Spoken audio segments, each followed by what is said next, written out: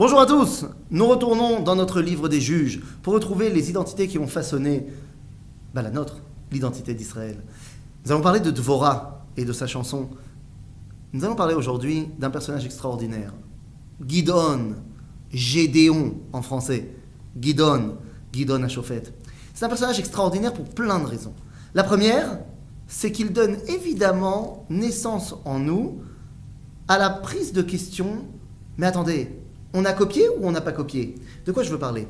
Lorsqu'on lit l'histoire de Gidon, à un moment donné, on se rend compte que Gidon va partir au combat contre un ennemi surpuissant avec seulement 300 hommes. Et évidemment, tous ceux qui sont un petit peu férus de mythologie vont faire le rapprochement avec un épisode bien connu de la mythologie grecque qui parle du grand combat de Léonidas contre les Perses où il a pris seulement avec lui 300 Spartiates. C'est eux qui ont copié ou c'est nous qui avons copié? Bon, dans ce cas, il semblerait que c'est eux qui ont copié parce que Gidon, c'est plus ancien au niveau chronologie que l'épisode de Sparte. Mais en vérité, des ressemblances dans toutes les histoires, entre les histoires de la Torah et les histoires qui sont racontées dans les différentes mythologies, il y en a plein. Et la question n'est pas de savoir qui a copié sur qui.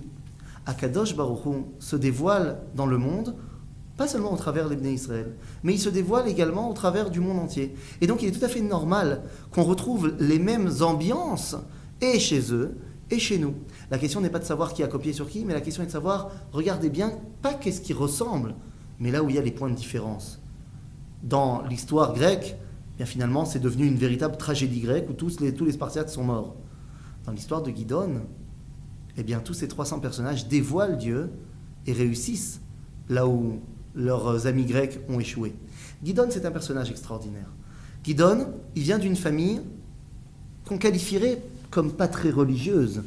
Son père, Yoash, est le prêtre numéro 1 de Baal, de la Avodah Zara, de l'idolâtrie dans son village.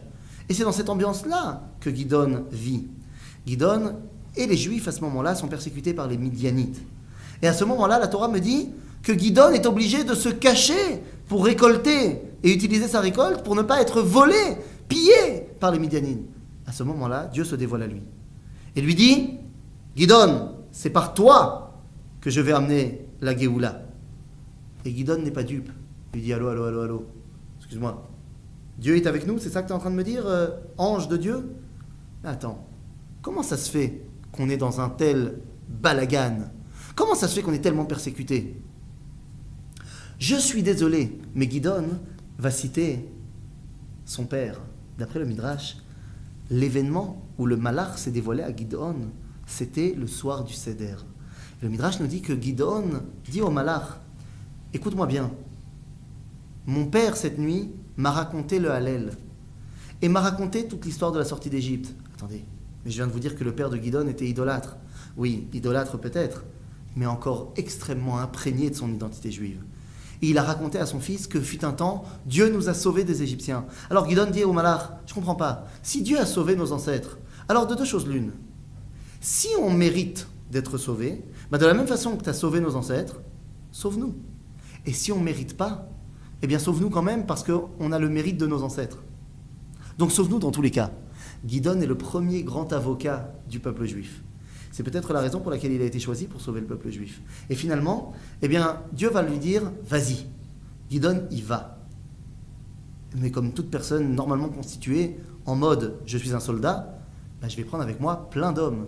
Dieu lui dit, attends. Là, c'est un combat qui va déterminer l'appartenance de chacun à l'identité d'Israël. Tu ne peux pas prendre des gens qui sont moite-moite. Et donc, la première chose, tous les gens qui ont peur, tu les renvoies chez eux. Attendez, n'est-il pas normal d'avoir peur lorsqu'on part au combat? Bien sûr qu'il est normal d'avoir peur, sauf quand celui qui t'a dit de partir au combat, c'est Dieu, et qui t'a dit, ça marchera. La deuxième sélection va être de dire, tu as encore trop de gens avec toi. Donc voilà, maintenant que vous avez beaucoup marché, vous êtes fatigué, vous êtes arrivé à la source de Harod, dans le nord d'Israël. Eh bien, nous allons faire un nouveau test. Tout le monde a soif. Va leur dire d'aller se reposer et d'aller boire. Ceux qui vont se prosterner à l'eau pour aller boire, ce sont des gens qui ont une tendance à se prosterner.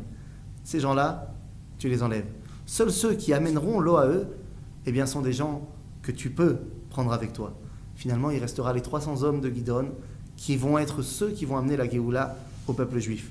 Gidon, en tant que premier grand avocat du peuple juif, dira à Dieu, tu nous sauves. Tu sais pourquoi?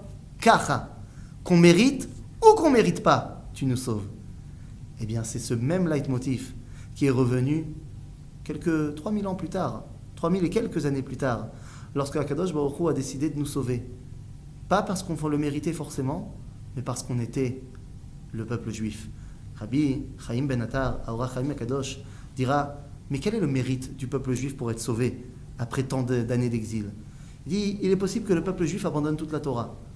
Mais s'il reste le peuple juif, c'est-à-dire s'ils ne se sont pas assimilés au Goïm après tant d'années, eh bien c'est un mérite suffisant pour qu'ils soient sauvés. Gidon a été le premier à le savoir. Toda Rabba.